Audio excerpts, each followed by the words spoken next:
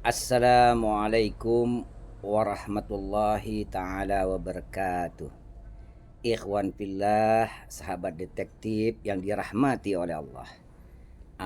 Pada hari ini saya coba untuk membawa sahabat-sahabat detektif untuk turut serta meneliti, mentelisik dan mengintip fenomena tentang masih di seputaran nasab, yang mana klien Mbak Alawi menyatakan bahwasanya yang menyebarkan Islam pertama kali adalah dari klien Mbak Alawi tersebut.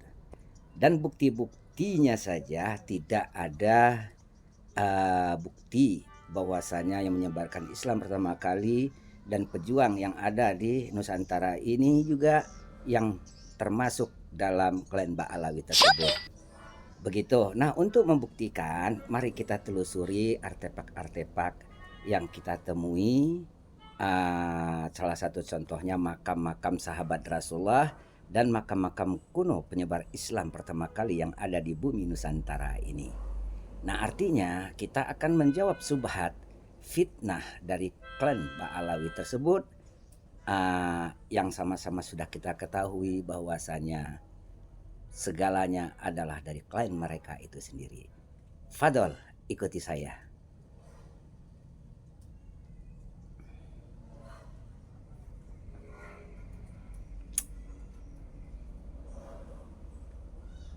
Iya, kita mulai dari sini saja dulu. Yang sangat besar ataupun bertuliskan Arab itu, dan yang di situ tertulis tahunnya tadi 1923 dan 1926.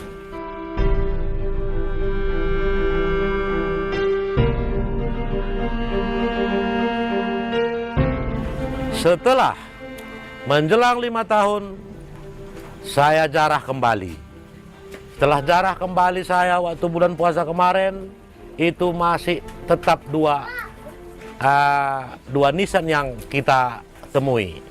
Dan di situ saya artinya kalau kami di sini bikin alam, ada artinya satu dua buah barang yang pusaka dapat kita di situ tanpa kita duga-duga.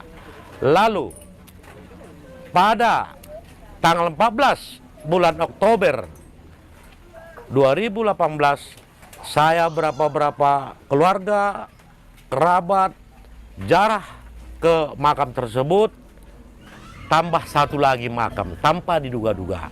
Padahal awalnya makam ini sudah bersih, nggak ada lagi yang lain di situ. Lalu kami jarah lagi ke situ, dapat lagi satu yang bertuliskan nisannya 1341. Makanya saya bilang sama keluarga-keluarga, atau saya tanyakan kepada orang-orang tua yang cukup lama tinggal di dusun ini, belum pernah ditemui itu nisan, kecuali pada waktu itu yang 5 tahun yang lalu, baru saya sendirilah yang menemukan. Nah, oke, ikhwan fillah yang dirahmati oleh Allah, artinya sahabat-sahabat detektif yang saya muliakan, yang dirahmati oleh Allah. Jadi itu temuan makam ditemukan tahun 1341. Nah, makam tersebut, banyak makam-makam yang ditemukan tersebut di daerah Sumatera Utara, tepatnya di Pakpak, di daerah Pakpak ya. Nah, jadi untuk lebih lengkapnya, coba mari kita buktikan dan kita teliti kembali hasil daripada temuan yang saya kutip di channel-channel saudara-saudara kita yang lain. Oke, Fadol, ikuti saya. Yang sangat besar yang bertuliskan nisannya 1341. Makanya saya bilang sama keluarga-keluarga, atau saya tanyakan kepada orang-orang tua yang cukup lama tinggal di dusun ini, belum pernah ditemui itu nisan, kecuali pada waktu itu yang 5 tahun yang lalu, baru saya sendirilah yang menemukannya. Oke. Nah, jadi ikhwan fillah yang dirahmati oleh Allah, artinya kita ingin mentelusuri, ingin membuktikan, ingin mengembalikan jati diri dan sejarah bangsa kita di tanah leluhur kita, yaitu di Nusantara ini, supaya tidak diklaim kembali sejarah-sejarah dari pihak-pihak lain. Kita harus bangga. Siapa lagi yang akan mempertahankan sejarah kita kalau bukan kita itu sendiri, dan sejarah-sejarah Islam. Dan ada juga kita temukan bahwasanya ada di suatu daerah, masih di Sumatera Utara juga, tepatnya di daerah Barus, di dalam hutan itu ditemukan makam kuno penyebar Islam pertama kali, dan dimungkinkan itu dari zaman Rasulullah Shallallahu Alaihi Wasallam. Dimungkinkan juga itu adalah sahabat daripada Rasulullah Shallallahu Alaihi Wasallam. Jadi penyebaran Islam itu sejak zaman Rasulullah Shallallahu Alaihi Wasallam di Indonesia, di bumi pertiwi ini, saudara-saudara. Nah, untuk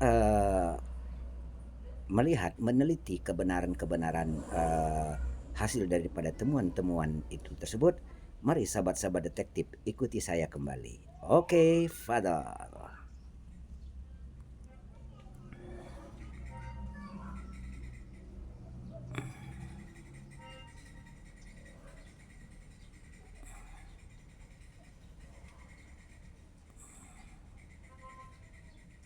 Tempalan karena sudah sekian lama sudah tidak diisi oleh ternak, kita babat itu sebagian jempalan sehingga terang. Setelah terang, kita bakar. Waktu pada membakar itulah kita ketemukan ada berapa nisan di situ. Waktu itu masih nisan yang biasa-biasa. Kedua harinya saya kembali ke situ sambil lihat ternak. Nampaklah 2 nisan yang sangat besar ataupun bertuliskan Arab itu, dan yang di situ tertulis tahunnya tadi 1923 dan 1926.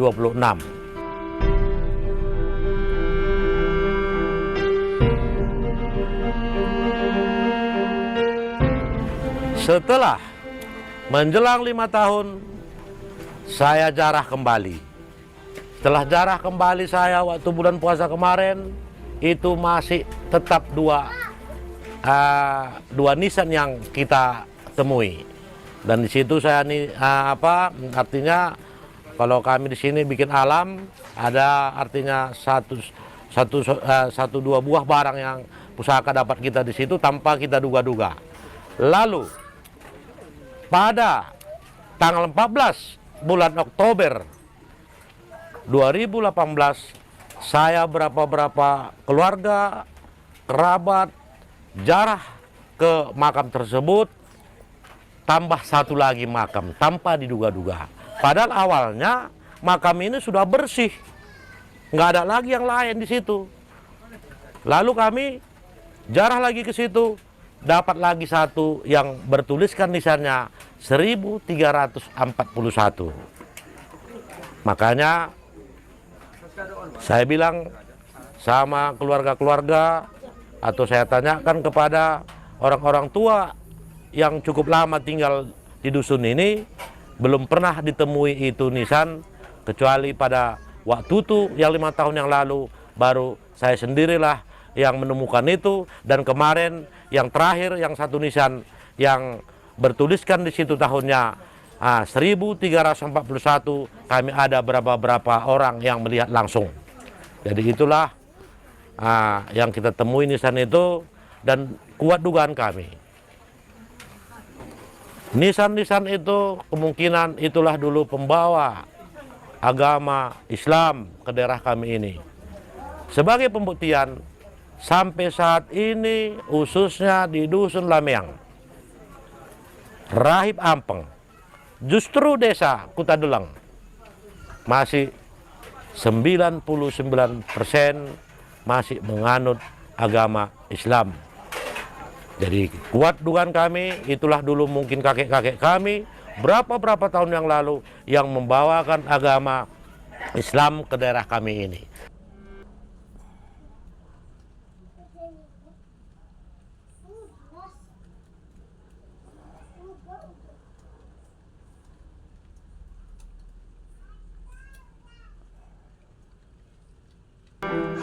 Salah satunya waktu saya jarah bulan puasa kemarin di tahun 2018.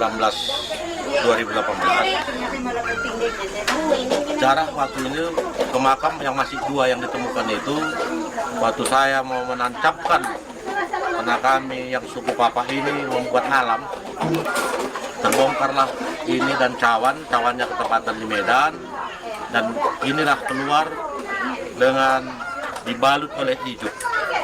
Saya pun nggak tahu persis ini, kalau orang-orang tua bilang ini Rabi Munduk.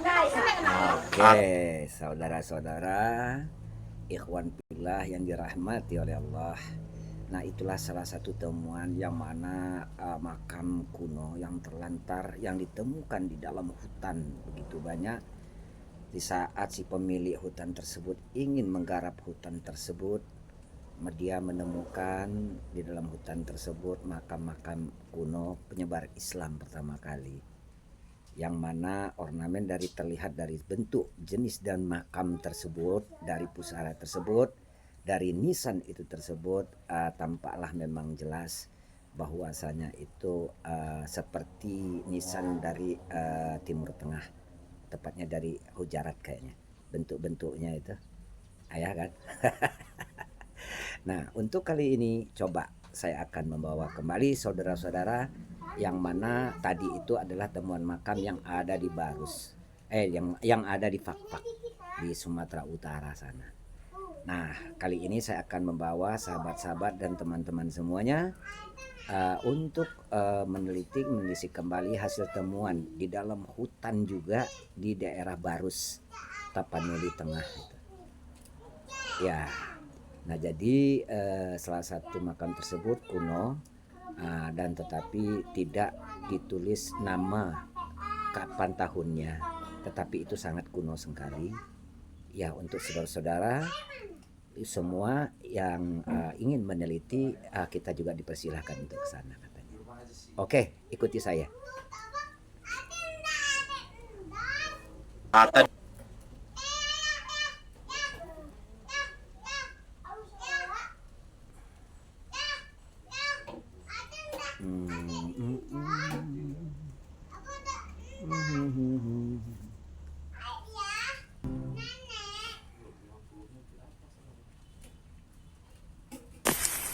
Assalamualaikum sahabat pencinta Aulia Barus, Pemimpin Aulia Barus.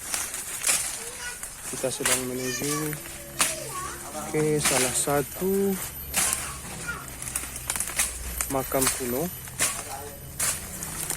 yang sangat jarang diketahui oleh orang banyak, dan alhamdulillah kita mendapatkan kesempatan untuk bisa ziarah dan berkunjung ke makam ini. Kalau menurut kami, makam ini cukup unik sih, sangat-sangat unik. Coba Anda perhatikan, medan untuk menuju makam ini sudah sangat luar biasa, membutuhkan tenaga ekstra memasuki hutan. Ini dia. Assalamualaikum ya ahli diyar wal mu'minin. Nah, insyaallah bikum lahir. Sahabat Mubin, inilah dia komplek pemakaman yang kami maksud, berada di tengah-tengah hutan. Ada 2 nisan besar, 2 pasang nisan besar. Yang ini juga yang ini pasangannya dengan yang ini kondisinya sudah sedikit condong, sedangkan yang ini pasangannya ini Lagi-lagi ini bagian kepala kondisinya patah. Nah, itu yang selalu menjadi misteri bagi kita. Ini kondisinya patah bagian kepala. Padahal biasanya nisan yang seperti ini biasanya di bagian kepalanya ada ukiran nama atau tahun wafat.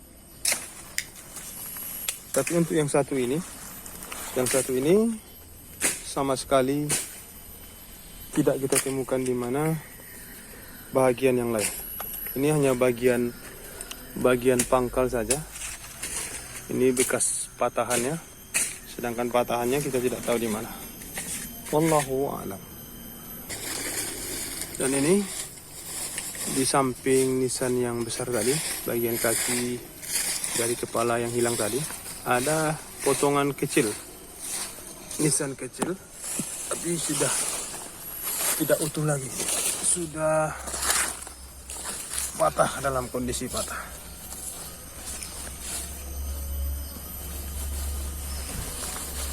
Jadi salah satu niat kita dari Muhibbin Aulia Barus, pencinta makam Aulia Barus, adalah untuk melestarikan seluruh situs cagar budaya ini, situs Islam ini, yang mana mayoritas para ahli berpendapat, dan juga kami juga tentu sepakat dengan pendapat ahli mayoritas bahwa Barus adalah titik nol peradaban Islam di Nusantara.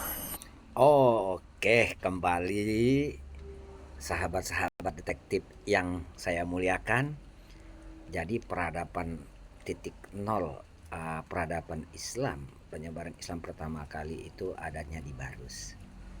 Begitu menurut daripada kutipan dari suatu channel sahabat kita, Aulia Aulia Barus. Nah, artinya ini butuh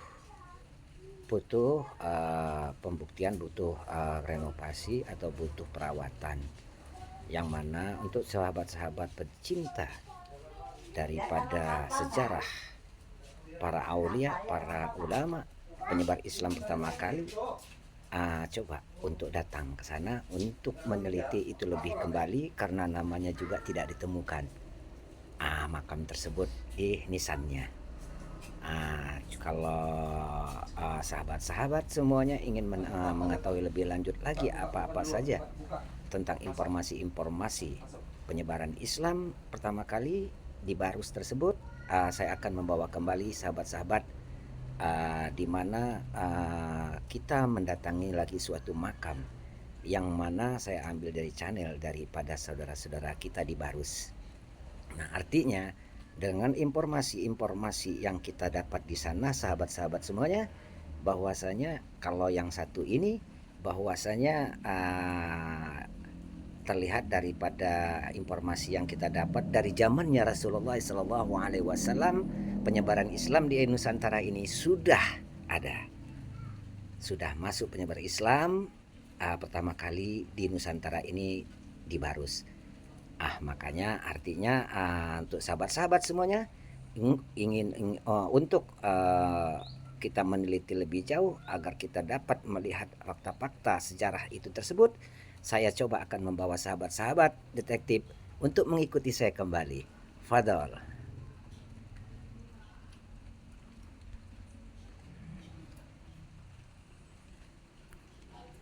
Ziarah pada malam hari dan dilarang meminta kepada arwah, meminta hanya kepada Allah.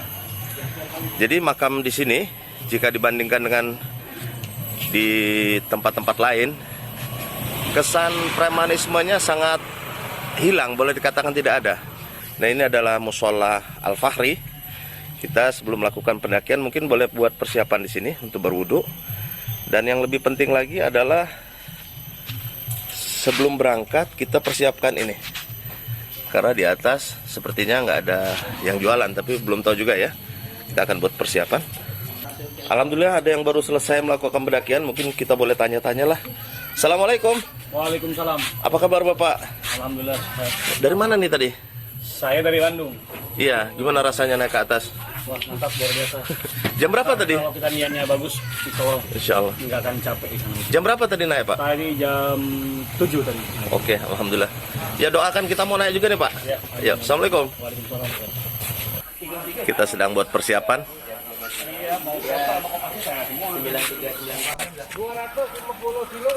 Alhamdulillah, pagi ini saya akan memulai pendakian untuk berziarah ke makam Syekh Mahmud bin Abdurrahman bin Mu'az bin Jabal.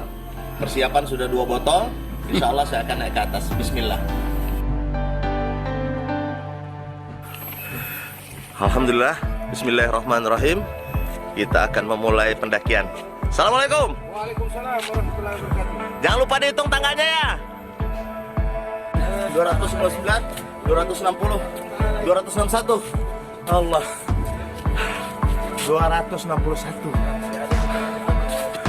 Alhamdulillah, meskipun capek di atas tangga ke 260 ini, keletihan kita terhibur karena indahnya pemandangan dari Kota Baru sini. Iya. Kita lanjut Amir Sahab. Lanjut. Fase Farisi gimana? Bisa lanjut kan? Pengap kuping. Oke. Bye. Ada yang kamu itu. Kita semua ngitungnya ada. Iya. Ini tangga yang paling tinggi nih, paling curam. Jadi triknya di sini, jika kita naik ke tangga ini, jangan lupa bawa air minum, kemudian banyak istirahat. Allahu Akbar. Perjalanan masih panjang. Allahu Akbar. Allahu Akbar. Jika mendaki sambil berzikir, banyak dapat kemanfaatan.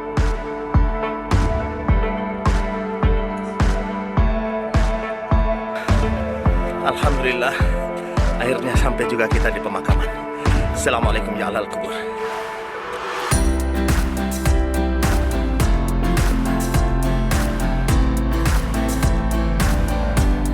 Alhamdulillah ada yang sedekah pisang. Masya Allah. Ini baik sekali yang sedekah pisang ini, supaya para penziarah bisa menikmati di tengah haus dan laparnya. Kalau untuk Syekh Mahmud udah nggak bisa makan lagi. Jadi kalau dimakan sama ahli yang ziarah, ini Syekh Mahmud akan, ini sedekah dia. Jadi sedekah dia. Dia mau ikram tamu-tamunya yang ziarah dia. Nah, ini saran buat yang ingin sedekah pisang atau air, sebaiknya jangan diletakkan di atas nisan supaya tidak tertimbul kesan syirik di sini. Nah, jadi kita tempat letak yang tempat situ aja biar enak makannya. Menurut informasi bahwa makam ini dulu letaknya di tepi pantai. Ini dikuatkan oleh masyarakat yang mengatakan jika mereka menggali sumur di sekitar sini, maka mereka akan menemukan kerang. Dan kita ketahui bahwa kerang adalah hewan dasar laut. Jadi sangat mungkin pada saat itu orang-orang tidak perlu repot-repot untuk mengantar jenazah ke puncak bukit yang sangat tinggi seperti ini, karena letaknya tepat di bibir pantai.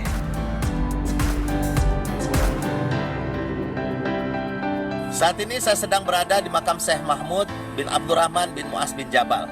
Menurut informasi yang saya terima, bahwa dulu pernah jamaah dari Saudi Arabia, dari Mekah, jamaah Huruj ke sini, kemudian dia membaca prasasti di nisan ini. Beliau katakan kalau melihat umur meninggalnya, bahwa Syekh Mahmud saat haji wada bersama Rasulullah SAW, umurnya adalah 7 tahun.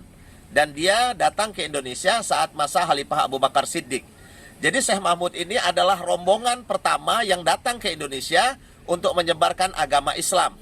Jadi kalau informasi yang kita terima bahwa pedagang Arab yang menyebarkan agama Islam ke Indonesia, ini salah satu bentuk penyelewengan sejarah. Padahal datangnya Syekh Mahmud itu jauh 800 tahun lebih dahulu daripada kedatangan Belanda ke sini.